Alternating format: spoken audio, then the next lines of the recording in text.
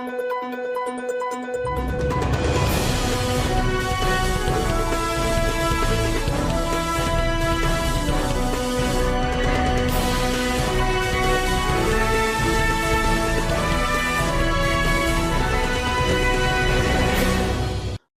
ጤና ይስጥልን የተወደዳችሁ ቤተሰቦቻችን ከግሎባል ፋኖ ሚዲያ የዕለተ ሰኞ ሐምሌ 27 2018 ዓ.ም የዕለቱን ትኩስና አዳዲስ መረጃዎችን ይዘን ቀርበናል። እስከ መጨረሻው አብራችሁ እንድትቆዩ የአክብሮት ግብዣችን ነው። በቅድሚያም አርዕስተ ዜናዎችን እናስደምጣችሁ።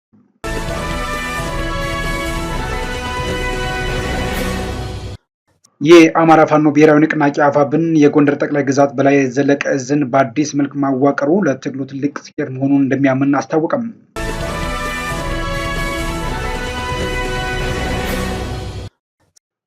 በደብረ ጽዮን ገብረ ሚካኤል የሚመራው ህወሓት በአላማጣና አካባቢው በሚንቀሳቀሱ ተሽከርካሪዎች ላይ እገዳ መጣሉ ተገለጸ።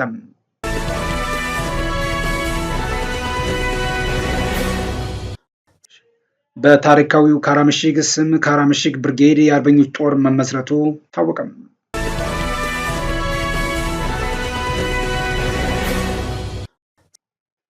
ወደ ቀዳሚ ዜና እናልፋለን። የአማራ ፋኖ ብሔራዊ ንቅናቄ አፋብን የጎንደር ጠቅላይ ግዛት በላይ ዘለቀ ዕዝን በአዲስ መልክ ማዋቀሩ ለትግሉ ትልቅ ስኬት መሆኑን እንደሚያምን ገለጸ።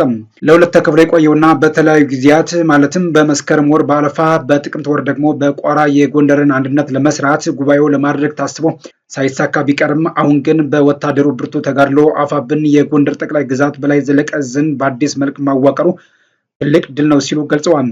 የአማራ ፋኖ ብሔራዊ ንቅናቄ አፋብን የጎንደር ጠቅላይ ግዛት በላይ ዘለቀ ዕዝ የፖለቲካ መምሪያ ኃላፊ የሆኑት አርበኛ አንተነህ ድረስ እንደገለጹት የድሮ የበላይ ዘለቀ ዕዝ ጠቅላይ ግዛት ጋር የአደረጃጀት አንድነት ማምጣት የሚሉት ጉዳዮችን በስራ አስፈጻሚው ተወስኖ አጽድቀዋል ብለዋል።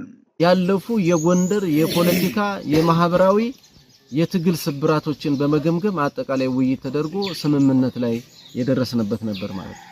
እንግዲህ በዚህ የተለያዩ አጀንዳዎች ተነስተው በእነዛ አጀንዳዎች ተወያይተን አጠቃላይ እንደ ጎንደር እንደ ቀጠና አቅጣጫ ተቀምጧል ማለት ነው። እንግዲህ ይሄ በጎንደር ላይ የነበሩ የውስጥ አንድነትን የሚፈታተኑ አንዳንድ ግለሰቦች፣ አስተሳሰቦች፣ አመለካከቶች እንዲሁም ከአደረጃጀት አኳያ ወጥ አደረጃጀት ያልፈጠርንበት አንዳንድ ጉዳዮችን ገምግመን ተስማምተን ጨርሰናል። ይሄ ሁለተኛው ደረጃ ነበር ማለት።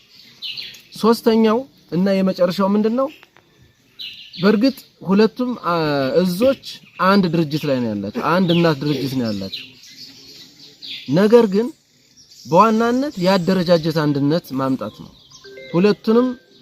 በሁለቱ እዞች የነበሩ ኮሮችን ወደ አንድ ማምጣት፣ አመራሩን ወደ አንድ ማምጣት፣ የአመራር ድልድል መስራት፣ ወደ አንድ አስተሳሰብ፣ ወደ ወጥ አደረጃጀት፣ ወደ ወጥ ሲስተም የመቀየርና አንድ የማድረግ የማዋሃድ ስለነበረ ሶስተኛውና የመጨረሻው ይሄ ነበር ማለት ነው።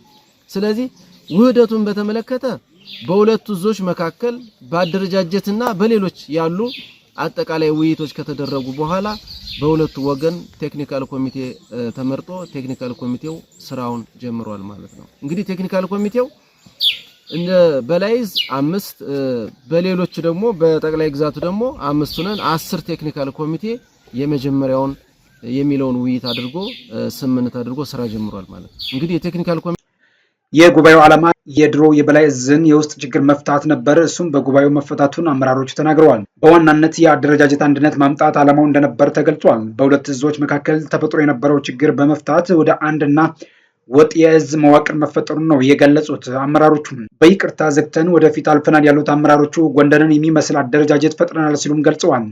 የአፋብን ጎንደር ጠቅላይ ግዛት በላይ ዘለቀ ዕዝ ወታደራዊ አማካሪ የሆኑት ኮሎኔል አበራ አዛናው በበኩላቸው እንደገለጹት የፖለቲካም ሆነ ወታደራዊ ዕዞች በአንድ ሰንሰለት ነው የሚመሩት ብለው ሰራዊቱ በአንድ ዕዝና የሎጂስቲክስ አገልግሎት መካተት አለበት ብለን በማሰብ ስራ አስፈጻሚው የሪፎርም ስራ ሰርቷል ሲሉም ተደምጠዋል። ሁለት ዕዝ ነው የነበር። ሁለቱ ዕዝ አሁን ወደ አንድ ነው የመጣ።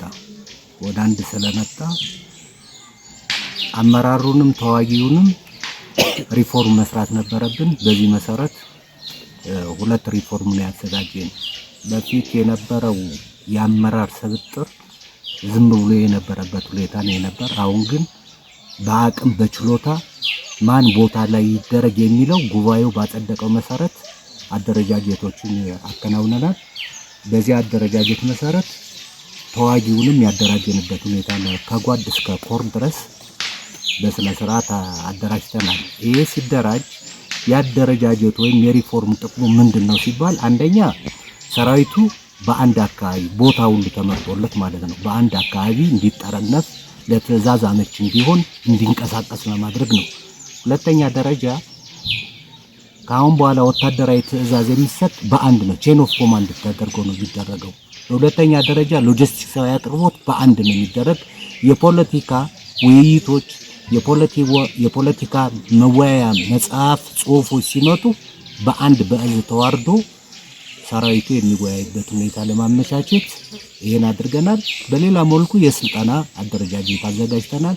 ሰራዊቱ እየተዋጋም እየሰለጠነም አቅማችን እያጠናከርን ኃይላችን ሲጠናከር ማንኛውንም ነገር ማድረግ የምንችልበት ሁኔታ ላይ ያለ የአፋብን ጎንደር ጠቅላይ ግዛት በላይ ዘለቀ እዝ ወታደራዊ አዛዥ የሆኑት ደግሞ አርበኛ ደረጀ በላይ እንዳስታወቁት በአዲሱ የአንድነት ሂደቱን ለማስተግበር ስንሞክር ብዙ ጓዶችን መስዋዕት ከፍለናል፣ አጥተናል ሲሉም ለዚህ የበቃነውም በስኬታማ አደረጃጀታችን ወጥነት ነው ሲሉም ተገልጸዋል። በአዲሱ የአንድነት ሂደቱን ለማስተግበር ስንሞክር ብዙ ጓዶችን አጥተናል፣ ለዚህም ስሜቱ ጥልቅ ነው ብለው ለዚህ ያበቃን ግን የጓዶቻችን መስዋዕትነት ነው፣ የኛም ጥንካሬ ነው ሲሉ ተደምጠዋል። ይህ ሲባል ምንድነው? አንድ ሆነን ስንታገል በነበረበት ሰዓት ታንክም ከባድ መሳሪያ መድፍም ሌሎችን የጠላትን ከባድ መሳሪያዎች ተቋቁሞ ሲማርክ የነበረበትን ሰዓት ገምግሞ ሰራዊታችን ህዝባችን ልዩነትና መለያየት በመጣ ሰዓት ደግሞ ሽንፈታችንና የህዝባችን ስቃይ ይሄን ሁሉ አገናዝቦ ሰራዊታችን ከህዝብ የሚያገኘውን አስተያየት አንስቶ ጥሎ አንድ እንድንሆን ያስገደደበት ሁኔታ ነው የነበረው። በዚህም ተገደን ራሳችን ወቅሰን ብዙ መስዋዕት ከፍለን ወደ አንድነት ስንመጣ አንድነቱ ከመምጣቱ በፊት ያው የነበሩት አንድነቱ እንዳይመጡ ጓዶች ሲተነትኑት እንደነበረው በብዙ ጀግኖች ደምና አጥንት ተረማምደን ይሄን አንድነት እንዲፈጸም አድርገናል። ይሄን አንድነት ለማምጣት እኛን ለዚህ ያበቁን ሰማዕታት የተቀበሉ ጀግኖች በብዙ ቁጥር በጥፍ ከተሰዉት ጀግኖች በላይ በጥፍ የሆነን ጠላት አመድ አድርገው በሳንጃ በካራ ተዋግተው ራሳቸውን ሰውተው እኛን ለዚህ ያውቅተውናል። በእነሱ ሰማዕታት ይሄ የመጣን አንድነት ቃል ተቀብለን በእነሱ ሰማዕታት በእነሱ ደምና አጥንት ምለን ቃል ገብተን ልናገለግል ስንመደብ እንግዲህ በኋላ የማይፈርስ የማይሸረሸር አንድነት አረጋግጠን ቃል ገብተን አንድ ሆነናል።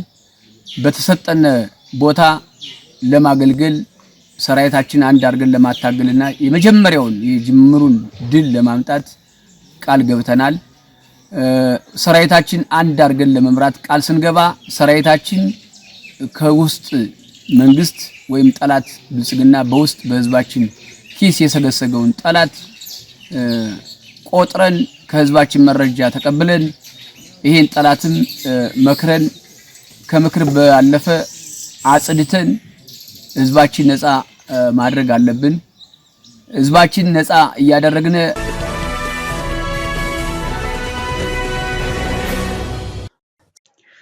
አፋብን ጎንደር ጠቅላይ ግዛት በላይ እዝ ሐምሌ 5 2018 ዓ.ም የአንድነት መግለጫ ሐምሌ 18 2018 ዓ.ም ደግሞ የአመራር መዋቅሩን ይፋ ማድረጉ የሚታወስ ነው።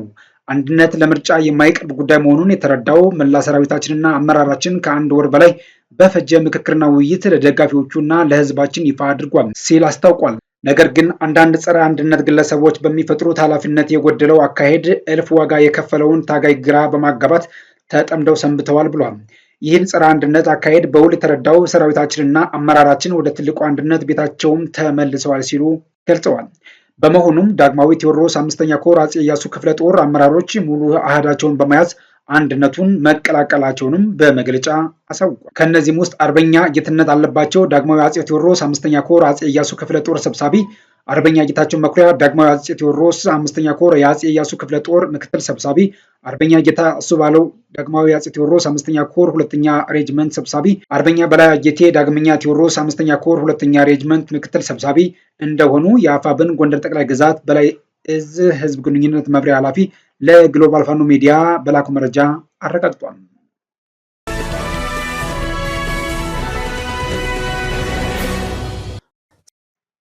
በደብረ ጽዮን ገብረ ሚካኤል የሚመራው ህወሓት በአላማጣና አካባቢው በሚንቀሳቀሱ ተሽከርካሪዎች ላይ እገዳ መጣሉ ተገለጸ። ከሁለት ቀናት በፊት በአማራ ክልል ሁመራ ልዩ ቦታው ሸሬርና ላይ የህወሓት ኃይሎችና የፌዴራል መንግስቱ ወታደሮች ባደረጉት የተኩስ ልውውጥ የዓለም አቀፍ መገናኛ ብዙሃንን ትኩረት ስቦ ነበር።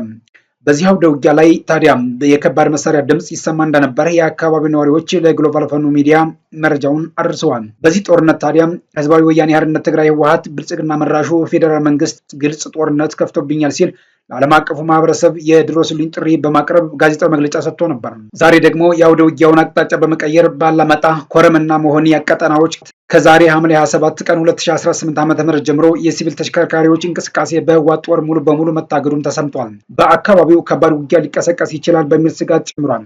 የሲቪል እንቅስቃሴ መታገዱን ተከትሎ የህወሓት ታጣቂዎች ንብረቶቻቸውን ለአካባቢው ነዋሪዎች በአደራ እያስረከቡ ወይም በርካሽ በመሸጥ ወደ ግንባር እንዲገቡ መታዘዛቸውም ከስፍራው የደረሱን ምንጮች ያረጋግጣሉ። ትናንት በሁመራ ሸሬና ህወሓት ከሱዳን ተነስቶ ጥቃት መሰንዘሩን ተከትሎ በራያም ሊደገም ይችላል በሚል ነው የመንግስት የጸጥታ ኃይሎች በተጠንቀቅ ላይ የሚገኙትም ተብሏል።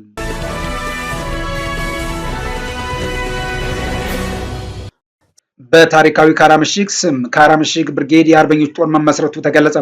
በአፋብን ሸዋ ጠቅላይ ግዛት አሳምነው እዝ በአጼ አምደ ጽዮን ኮር የአጼ ዳዊት ክፍለ ጦር በሚንቀሳቀስበት ቀጠና ካራምሽግ ብርጌድ የአርበኞች ጦር ሰራዊት ሐምሌ 25 ቀን 2018 ዓ.ም በይፋ መመስረቱን የአጼ አምደ ጽዮን ኮር ሚዲያና ኮሚኒኬሽን ክፍል በምስል በተደገፈ የግንባር መረጃው አስታውቋል። በሸዋ ጠቅላይ ግዛት መርሐቤቴ አውራጃ ሬማ ክላስተር በተካሄደው በዚህ የምስረታ ስነ ስርዓት ላይ የአፋብን ሸዋ ጠቅላይ ግዛት አሳምነው እዝ ከፍተኛ አመራሮች፣ የአጼ ዳዊት ክፍለ ጦር አመራሮች፣ የክላስተርና የቀበሌ አመራሮች እንዲሁም ጥሪ የተደረገላቸው ልዩ ተጋባዥ እንግዶች በተገኙበት ብርጌዱ ተመስርቷል ተብሏል። በዚሁ የምስረታ መድረክ ላይ የሰራዊቱን የውስጥ የአደረጃጀት ወቅታዊና ቀጠናዊ ጂኦፖለቲካዊ ሁኔታዎችን፣ የሰራዊቱን የስነ ልቦና ዝግጅት እንዲሁም የወደፊት የትግል አቅጣጫዎችን አስመልክቶ በየደረጃው ከሚገኙ አመራሮች ሰፊ ምክረ ሀሳቦች ተነስተው የጋራ ውይይት ተደርጎባቸዋልም ተብሏል። ውይይቱን ተከትሎ አዲስ የተመሰረተው የካራምሽግ ብርጌድ በተሟላ አደረጃጀት ወደ ስምሪት መግባቱን የኮሩ መረጃ ያመለክታል።